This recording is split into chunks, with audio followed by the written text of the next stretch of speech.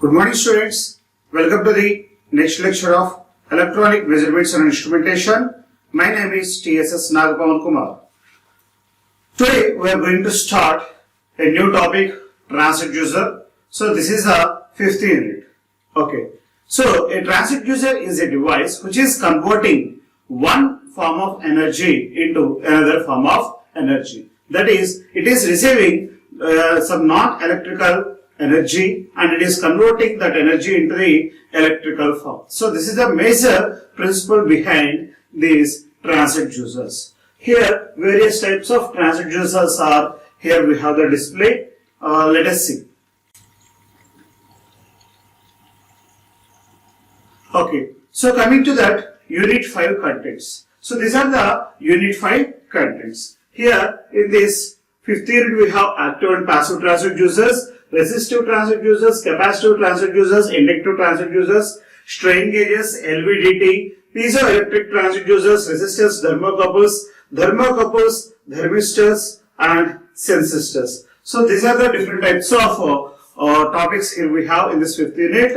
So where resistive, capacitive, inductive, strain gauges. These four topics comes under category of passive transducers. These four transducers comes under category of passive transducers. And this LVDT also under the passive transducer only. Next, this piezoelectric transducer comes under category of active transducers. Thermocouples, thermistors, these are thermocouples under the topic of active transducers.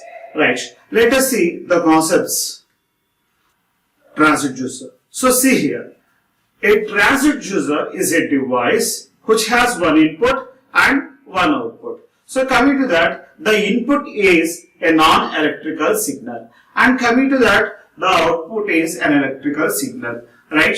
So what is the electrical signal and non-electrical signal? So here electrical signal we know that is in the form of either voltage or current or power. So that is the output signal here. Coming to the input signal. The input signal, it may be light, it may be voice information, it may be some pressure information, it may be some non-electrical information. It is not in the electrical quantity. That is in terms of physical quantity. Okay, we can say that the input is the physical quantity, output is the electrical quantity. Like this we can say, right? Now coming to that, the basic definition of a transducer. The transducer is defined as the device which converts one form of energy into another form of energy, right? Where this transducer which is converting the physical quantities into the electrical quantities, or it converts one form of energy into another form of energy. Otherwise, we can say the way which it converts non-electrical energy into the electrical energy. A transducer is a device which it transforms a non-electrical physical quantity into an electrical signal, where the non-electrical quantities are temperature, sound, light, or force, or pressure, or the velocity, or whatever it may be. It converts into the voltage, current, or any other type of electrical signals. So this is about the basic transducer definition, right? For example, where we are using a mic. For the mic, we are giving the input as our speech. So it is converting that speech into some electrical signal, right? After converting that is into the electrical signal, we are amplifying, we are removing the noise, and we are storing the data. So some of the operations we are doing that on the output of the mic signal. So where the mic is receiving the sound information as an input and it delivers an electrical signal. So mic is a transducer. We can call the mic is a transducer. And speaker is another type of transducer, that is inverse transducer. The speaker is taking the information in the form of electrical and it is delivering in the sounds. It is delivering as a sounds. Okay, so it is converting that electrical information into the non-electrical information. This is called inverse transducer functionality. So this is about the transducer and inverse transducer behaviors. Next, coming to that introduction to the transducers. Here, the transducer provides a usable output in response to a specified input measurement, which may be a physical or mechanical quantity or property or conditions. So it is converting that physical information or mechanical information into the electrical signal. The energy transmitted by these systems may be electrical, mechanical or acoustical, so whatever it may be. Next, the output may be analog, digital or frequency modulated. So generally the output of this transducer is in a analog signal, or it may be digital signal, or it may be some different types of frequency modulated signals are available. Next, basically there are two types of transducers, electrical and mechanical. So there are two types of transducers are available. One is electrical and second one is mechanical. There are two types of transducers are available. Now coming to that, we are considering for our subject we are taking the electrical signals only. For our subject we are taking only electrical signals. We are not taking the mechanical signal. So coming to that electrical transducers. So the electrical output only we are taking majorly, and particularly which are handling with the output of the electrical signal, those type of transducers are called electrical transducers. Electrical transducers are mostly used in to measure non-electrical quantities. So whatever the non-electrical quantity will be available, that is we are measuring. Velocity we are measuring, temperature we are measuring. These are not electrical quantities, but by using different types of electrical methods and by using different types of transducers, we are measuring all this information in the form of electrical. It provides a usable output in response to specified input measurement, which may be a physical or mechanical quantity, property or condition. It may be any mechanical energy is there at the input side, or it may be any other types of information. So we have the input, that is we are converting into the electrical signal. Okay, right. Next. So an electrical transducers must have the following parameters. An electrical transducers it should have these properties. What is these properties? A transducer which is converting from one signal form of energy to another signal form of energy, it should have some of the basic properties. Those properties now we will see. So the first one, linearity. Second one, sensitivity. Third one, dynamic range. And fourth one, repeatability. And fifth one is physical size. Linearity, sensitivity, dynamic range, repeatability and physical size. So these are the 5 parameters. These 5 parameters are very important for any type of electrical transducers. Okay, right. Next. Coming to that, the definitions of these electrical quantities. So the first one, linearity. So linearity. The relationship between a physical parameter and the resulting electrical signal must be linear. So whatever the input signal we are giving to this physical, to this transducer, so that input and output should be in the form of linear. So the relationship between a physical parameter and the resulting electrical signal. So the physical parameter, here the physical parameter is the input and resulting means that is output. So the input signal physical parameter, output is an electrical signal. These two must be in the linear form. Next, coming to that next definition, sensitivity.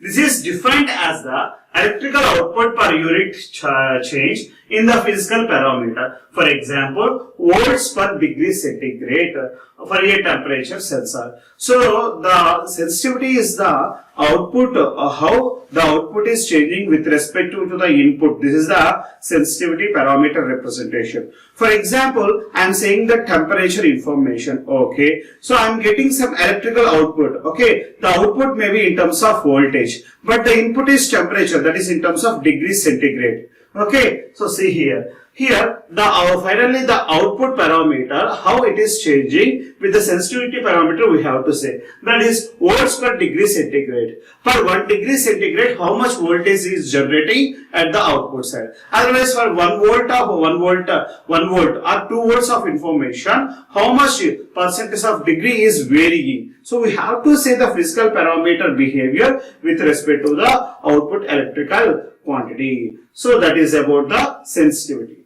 Next, high sensitivity generally desirable for a transducer. So the sensitivity is very important. The sensitivity is very important, and particularly high sensitivity is very important for the electrical transducers.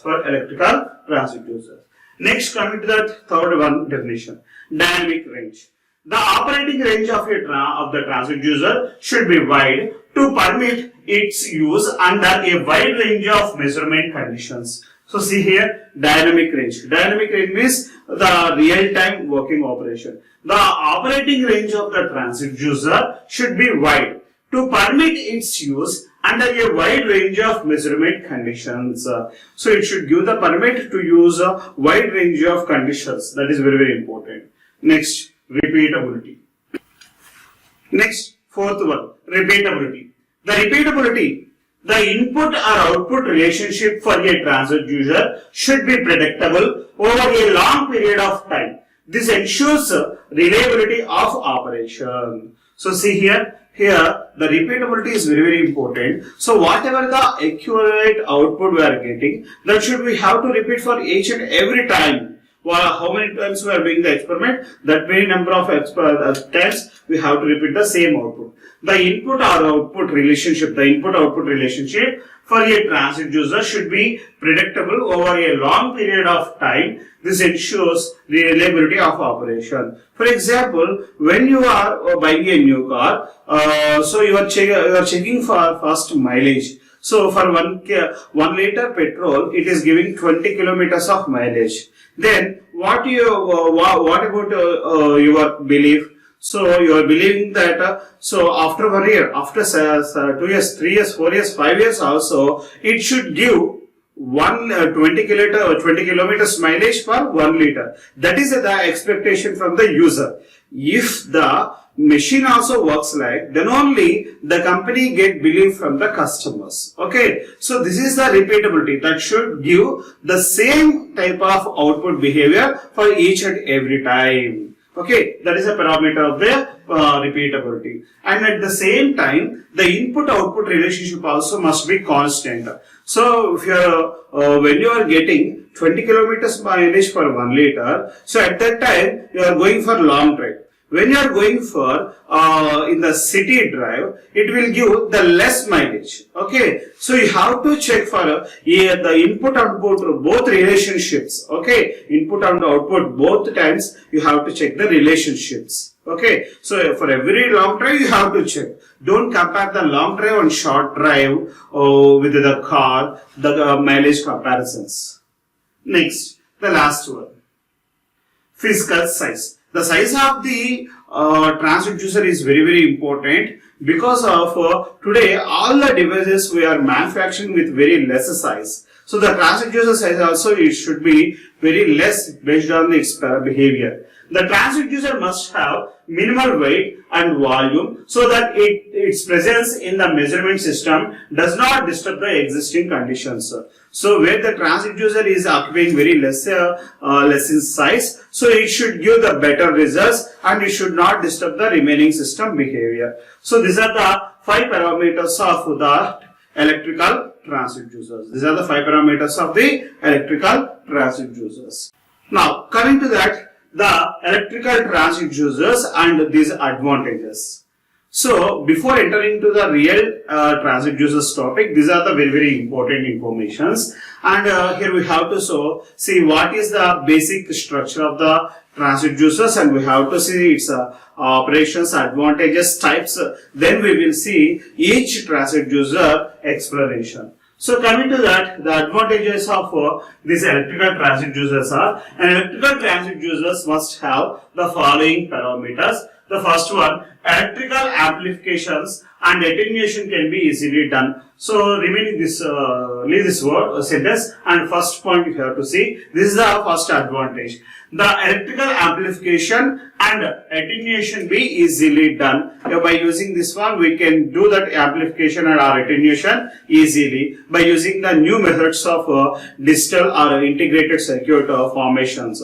So previously, when you are going to buy an ultrasonic sensor, they will give only ultrasonic sensor only. But in the present days, they are giving an ultrasonic sensor on a molded PCB board, and the PCB board has 2 to 3 different pins where this ultrasonic transducer sensor and with that integrated circuit board which converts this ultrasonic information in the form of to the digital. So finally it is giving only the ground value and the data value. Only 2 outputs we are getting. So the total amplification work, everything we are keeping in that transducer only. So this is a good achievement in our electronics and communication branch side. Second one, effects of mass inertia and frictions are minimized. We have to reduce all the times about this mass inertia and frictions to be very as much as low. Next, third one. The output can be indicated and recorded remotely at a distance from the sensing medium. So when you are recording these different types of recording processors are available, you have to keep some distance. The output can be indicated and recorded remotely at a distance from the sensing medium. In sometimes if you want to measure this data from a long time, you can measure with this type of advanced transducers. Fourth one. The electrical or electronic system can be controlled with very small power level. So, the present day, the very less sized transducers are operating with very less amount of voltages. So, coming to that, in the today's technology, the mobile are we have 20,000 rupees, 50,000 rupees, 1 lakh rupees size mobiles. So all the mobiles has different types of technical specifications. So in that for that mobile we have temperature sensor, we have galvanometer based sensors, and here we have some of the we have different types of balancing motion sensors. When you are moving to the left side out to the phone, so then the motion sensor will detect what is the exactly position of that mobile. So it is towards left side it is bended or right side it is bended. It will give the complete balancing operation also. So it will detect the motion, it will detect the balance, it will detect the position, it will check a lot of features based on the different types of transducers which are providing in the mobiles. Okay, today mobiles are also we are manufacturing on the ICs, that is with the subject of MEMS, micro, electro and mechanical systems. So with the MEMS technology, we are implementing different types of transducers in our mobiles.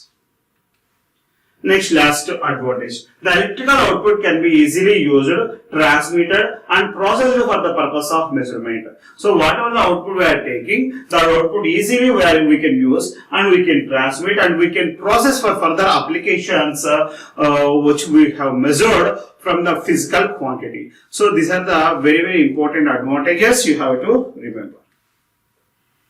Next. Coming to that, there are 2 different types of transducers. They are called active transducers and passive transducers. Electrical transducers can be broadly classified into 2 categories. One is active transducers, second one is passive transducers. So coming to here, first one, active transducers. So coming to that active transducer. An active transducer generates an electrical signal. So it is generating an electrical signal directly in response to the physical parameter and does not require any external power source its operation. So when you have taken this transducer, there is no necessity of connecting a battery, or there is no necessity of connecting to power supply. These type of active transducers. For the active transducers, there is no necessity of separate connecting to the input. So if you are taking this is a transducer, there is no input power. Generally for all our electrical circuits, electronic circuits, the input we are connecting a power source, either DC source or AC source. But here there is no source. So from that transducers directly we are generating some output voltage. We are generating some output voltage. So that is the first parameter. Active transducers are self-generating devices which operate under energy conversion principle and generate equivalent output signal. So this is very important. Energy conversion principle. So active transducers are working under the energy conversion principle. Energy conversion principle. So where we are converting one form of energy into another form of energy. So you see here, this is a transducer. This is a piezoelectric material. When you are giving some pressure on this piezoelectric transducer, directly it is generating some voltage fluctuations at the output. It will use some output voltage at the output side. So that is the basic behavior of the active transducers.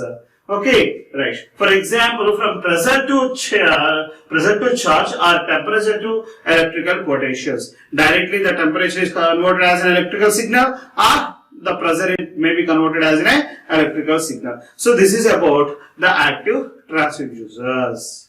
Next, there are three types of active transducers which include the following. They are first one piezoelectric transducers, second one photoelectric transducers, and third one thermoelectric transducers. So where piezoelectric transducers which converts pressure information to electrical signal, where photoelectric transducer where it converts light information or light radiation into the electrical signals, and thermoelectrical signals where the heat or high amount of temperature which converts into the electrical signals. These are the three different types of active transducers.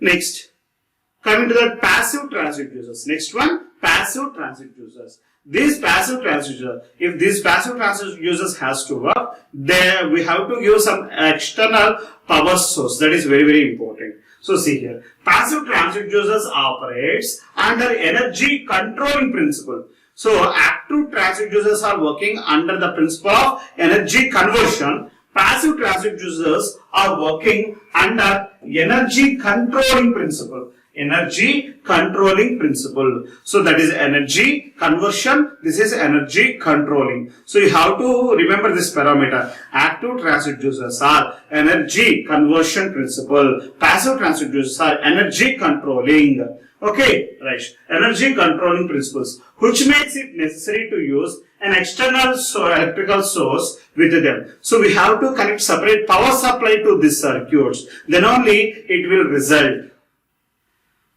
So they are dependent on the to change electrical parameter of RLC. So whenever this we are changing the parameters, here three parameters we are changing. Those three parameters are RLC. They depend upon the change in an electrical parameter RLC. So when you are changing the input side of some physical quantity, then automatically the parameters of resistance, inductance and capacitance parameters are going to change here. Typical examples are strain gauges for resistance change in response to pressure, and thermistors for resistance change corresponding to temperature variations. So here the strain gauges are the different types of devices where the resistance changes to the pressure. Based on the pressure input, physical input, the resistance of the machine or the transducer, strain gauge is one type of transducer. In the strain gauges, we have some resistance parameters. Those resistance parameters are going to change. The resistance parameters are going to change based on the pressure information. And thermistors, here where when you are giving some temperature to that particular thermistor type transducer, then the resistance are going to vary. So if you have high temperature, you are the different one type of resistance is going to exhibit. So if you are reducing the temperature, another type of resistance is going to be exhibit here. That is about the thermistors. Next coming to that, there are three types of passive transducers. There are three types of passive transducers which include the following. They are, first one, resistive transducers, inductive transducers, capacitive transducer. Basically, we are taking three different types of transducers here. Under resistive transducers, we have potentiometers, strain gauges, different types of transducers are available. Inductive transducers, capacitive transducers. So what happened here? When you are giving the pressure input, the resistance is going to vary. When you are giving the pressure as an input, the internal inductance is going to change. When for the capacitive transducers, when you are giving the input as a pressure, when the pressure is changing, the output capacitance is also going to be changed. So this is about passive transducers. We will take different types of passive transducers based on these parameters. They are, first one. So this is about the first one, basic transducer. Under the basic transducer, we have variable resistance, variable reactance, and optoelectric and Hall effect. Three parameters are available: variable resistance, variable reactance. Reactance means inductance, capacitance, both will come. Other than these three, here we have an optoelectronic and Hall effect type of principles are available. Now we will say under variable resistance. Under variable resistance, you can see the first one, strain gauges, second one, thermistors, third one, potentiometric, and fourth one, photoconductor, that is LDR, light dependent resistors. These are the four different types of variable resistances are available under passive transducers. And coming to that, under variable reactance, inductive type and capacitive type transducers are available. And for optoelectric, photoemissive and photoconductive type of transducers are available. Hall effect is there. Directly we have Hall effect sensor. With that we are converting that magnetic information to the electrical signal.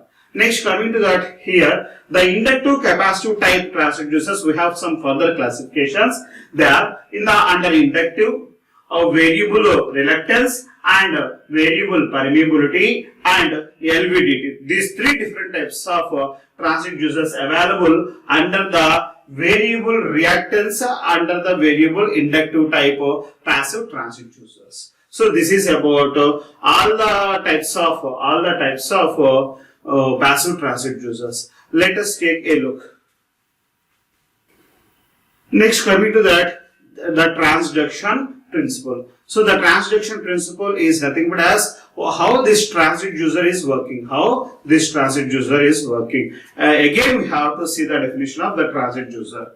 So a transducer which converts a non-electrical quantity into an analog electrical signal. An analog electrical signal may be considered as consisting two parts. Here, when it is converting this input signal to non-electrical signal into electrical signal, for the passive transducers, it has two parts. The first part is sensing element.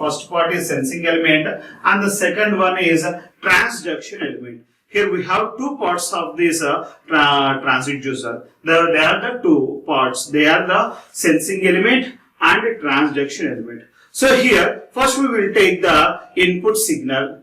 Okay, first we will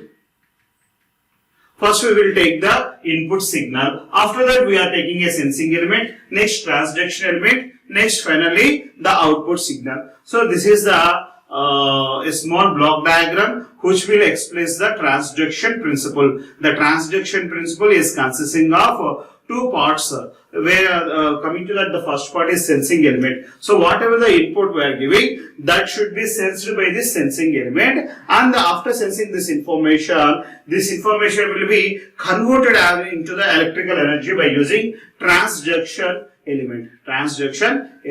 So this is the transduction principle. Right. So the sensing or detector element. So the first one is sensing or detector element is that part of a transducer which responds a physical phenomena or to a change in the physical phenomena. So whatever the input physical quantity you are giving or change in the physical quantity you are giving, that should be sensed by the sensing or detector element here. The response of the sensing element must be closely related to the physical phenomena. So the sensing information is completely related to the physical phenomena or the input information.